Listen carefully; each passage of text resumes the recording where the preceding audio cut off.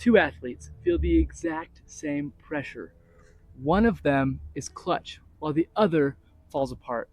Why is that? This gap isn't about confidence or talent. It's about just one thing.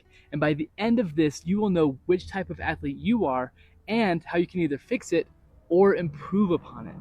So, what are these two types of athletes? Number one, there are ego oriented athletes. These athletes have their identity stuck on an outcome that they can't fully control. They are constantly watching the scoreboard, they are looking at different things that are out of their control. And you might think that ego orientation, because the athlete is so focused on winning, that's actually a good thing. But let me tell you something, even if you feed an athlete's ego orientation, they will grow and grow and grow in false confidence because the second that they lose, everything falls apart. So being ego oriented is very fragile. I'll share a quick story. I was working with a basketball player, and this basketball player was very ego oriented, was constantly watching the scoreboard throughout the entire game, checking his stats, seeing how he was doing, and he was so focused on the outcome that when he lost, it was completely devastating. And when he won, he took that to super, super high, like celebrated a ton, and then he had no energy for the next game. He was all over the place, super low, super high, and that is because he was so focused on the outcome and being ego oriented in his identity. His whole confidence as an athlete came from the outcome of the game. That is the first type of athlete that I typically see. And we are going to circle back to this basketball athlete in just a minute. The second type of athlete is a task-oriented athlete. These athletes are locked in on what is right in front of them. They are on the next play, the next pitch, the next rep, the next match. They're always on what's right in front of them. They don't care about the outcome or the score. They just think, what do I have to do right now? You might think of somebody like Tom Brady when he came back in the Super Bowl. You might think of any major athlete that is just focused on the task. Any comeback that you've seen in all sports, those were all task-oriented athletes, I promise. The difference between being task-oriented and ego-oriented. Ego is fragile. Task orientation, however, is strong and flexible. It doesn't matter whether you win or lose. All that matters is that you are doing your absolute best. So this pressure that you feel, pressure does not come from the moment itself. It comes from how you perceive the moment according to your identity, whether it's ego or task. Now, identity is only about half of the battle. How you think while preparing for game day, whether it's the preseason or the week of the game, is what the second half is all about. A lot of athletes think that outcome goals like win state, win the championship, break this record, super flashy, shiny things are actually very important. And so they create a lot of what's called outcome goals. They're focused on, again, ego, winning. What can I do to win state? And that is great for creating a long-term vision of what you want to achieve for a season. But it actually leans toward ego orientation, so you typically fall apart, and it's very fragile when those goals do not come to fruition. The other thing that lies beneath outcome goals is the type of motivation that you have. How are you focused? And what we say in sports psychology is extrinsic motivation. You're focused on something outside of yourself.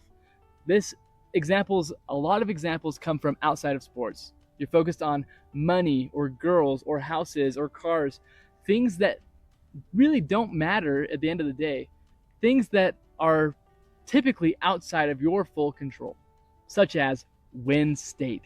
The other kind of preparation comes in process goals. These goals are not big like win state. Like I said, these are important, but you want 90% of your goals to be process goals. Now, what are process goals? These are things like focus on my takedown today, or don't throw any interceptions, or get my free throw percentage up. Any sport you can apply this. It is one task, one thing that you can improve, and this helps your psyche so much. Your confidence will increase when you focus on process goals, and your performance will improve tenfold. The real data actually shows a 50x increase, so 15x increase would be 1,500% increase when you are focused on process goals. It's that powerful. The why behind this is intrinsic motivation. That's what we call it in sports psychology. You are intrinsically motivated. All the things like money, winning, cars, those don't matter. What matters is how you develop and how you improve. An example that you may or may not get is what I like to think of as Goku versus Vegeta. If you haven't seen Dragon Ball, fast forward 30 seconds here. But Goku is always focused on improving, getting better every single day, no matter what. He's just focused on being the best version of himself. That is intrinsic motivation. Whereas Vegeta is focused on Goku. He's focused on winning at any cost. That is extrinsic motivation. Now, both of these characters are very powerful, but we all know Goku is more powerful.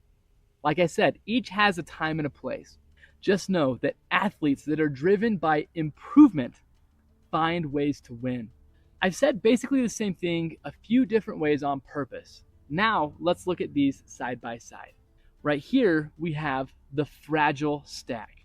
This is when you have ego orientation, you have outcome goals, and you are extrinsically motivated. This can create a false confidence, but is very, very fragile. You will fall apart if this is your athletic identity.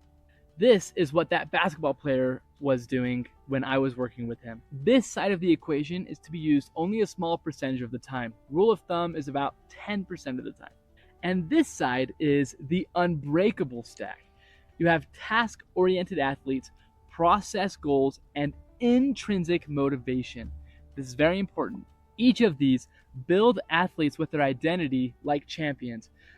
Traits such as discipline, dedication, persistence, and leadership. You find these kinds of athletes in championship games. If we were to put these two athletes side by side, this one could be more talented and have all the talent in the world, but they will ultimately fail, versus an athlete that is consistently trying to improve and working hard. Sometimes talent is required at higher levels, right? You're not going to make it to the NBA if you're 5'5", but this athlete will always outshine just a talented athlete that has an ego orientation. Remember that basketball player that we talked about? He was fragile. He had this stack here. Everything. He was focused on just winning, just the outcome, always watching the scoreboard. The outcome was the only thing that mattered to him. And he was very extrinsically motivated. Popularity, winning, all these things showed the fragile stack. Here is what we did to completely flip him. And it feels kind of backwards, so stay with me just a minute. There is a myth that identity is solid, that personality is unchangeable, that your brain is already the way that your brain is supposed to be. This is where I like to tell my athletes about a thing called neuroplasticity.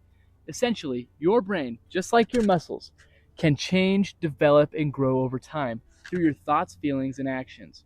We're not going to dive super into that. I'm going to show you exactly what we did with this basketball player to help him switch from being fragile to being unstoppable.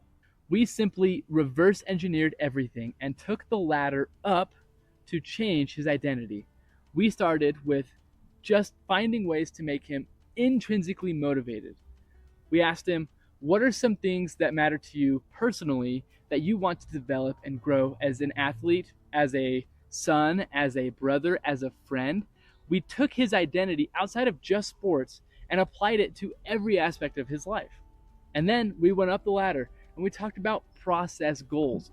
What are some little things that you can do to improve every single game and every single practice, like working on your free throws, working on your handles, working on your passing, working on scoring from the baseline. And then ultimately, this athlete's identity completely shifted to being task-oriented. And we can see it on the court. Instead of focusing on the scoreboard and the time on the clock, he was focused on the next play at hand, whether it was defense or offense. He was focused, and he exhibited what we call neutral thinking, not focused on the future or the past. He was finding what's called a flow state right in the middle of the game. The ultimate outcome is always identity, not a trophy. But you don't start at identity. You climb up from motivation to goals to eventually changing your identity. So that pressure that you feel, those nerves, it's not weakness. It is ego-oriented thinking. You want to get rid of the pressure? Switch your thinking. Pressure is your signal to climb the unstoppable ladder. If you found this interesting or helpful at all, please share this with a coach or an athlete that you think could learn from this.